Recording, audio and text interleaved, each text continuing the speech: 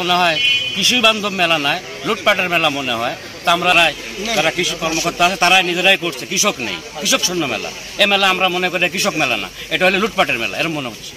পরে যে স্বৈর শাসক ছিলেন প্রধানমন্ত্রী শেখ হাসিনার গুণকীর্তন করার জন্য এখনো যে কিছু লোক আছে বা কিছু লোকের যে দর্শন দেখা যায়, তারই নমুনা হচ্ছে বড়াইগ্রাম উপজেলার কৃষি অফিসের দায়িত্বে যারা আছেন এখানে, তাদের নেতৃত্বেই একটা কৃষি মেলার আয়োজন করছে। এই কৃষি মেলায় দেখা যাচ্ছে যে আমরা দেখতে পাচ্ছি এবং জনগণের মাঝে একটা বাণী প্রচার, মানে কৃষি কথা বই নামে যে বইটা প্রচার করা হচ্ছে, মানুষকে হাতে উঠিয়ে দেওয়া হচ্ছে। তার মধ্যে আমরা দেখতে পেলাম যে প্রধানমন্ত্রী শেখ হাসিনার গুণকীর্তন করে একটা বাণী প্রচার করছে সাবেক কৃষিমন্ত্রী আব্দুল শহীদ এমপি। সেই বইটাই এখানে সামনে উপস্থাপন করা হচ্ছে, সামনে জনগণকে দেওয়া হচ্ছে। আসলে যে সাবেক প্রধানমন্ত্রী নেই, তার যে প্রেতাত্মা আছে এখনো, তার এইটাই প্রমাণিত হয় যে আসলে এই বইটা দেখলেই বিতরণের মাধ্যম দিয়েই প্রমাণিত হয় যে আসলে এখন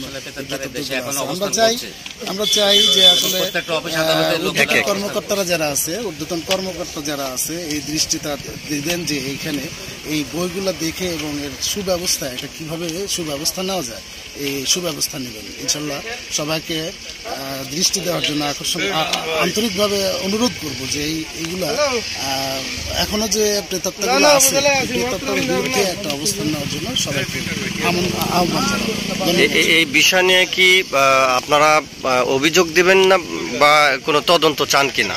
আমরা অবশ্যই এর একটা দৃষ্টান্তমূলক তদন্ত চাই, এবং যাতে এই কৃষি মেলা কৃষকের জন্য এখানে যত বড়াই গ্রামে চলছে সেটা কৃষিশূন্য, কৃষক নেই মেলা চলছে, এটা আমার মনে হয় কৃষি বান্ধব মেলা নয়, লুটপাটের মেলা মনে হয়। তা আমরা যেটা এই করপত্র ছাড়ছে, কৃষি কথা ছাড়ছে বিগত হাসিনা সরকারের আমলে, সেইটা আবার এখানে জনগণের মধ্যে তাদের বিতরণ করতে, তাদেরকে উৎকৃষ্ট করার জন্য যারা এটা দেখে তারা হাসিনা গুণগান গায়, এটাই আমাদের মনে হচ্ছে। আমরা চাচ্ছি সুস্থ একটা তদন্ত এবং এদের সুস্থভাবে এটা। অতীতের কৃষি মেলায় এগুলো জনবান্ধব ছিল, কিন্তু এই মুহূর্তে কৃষি মেলায় কৃষক নেই, কৃষক শূন্য কৃষি মেলায়, এটা আপনারা কিভাবে দেখছেন?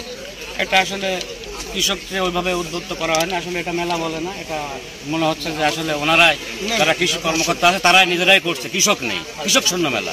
এ মেলা আমরা মনে করি কৃষক মেলা না, এটা হলে লুটপাটের মেলা, এরকম মনে হচ্ছে।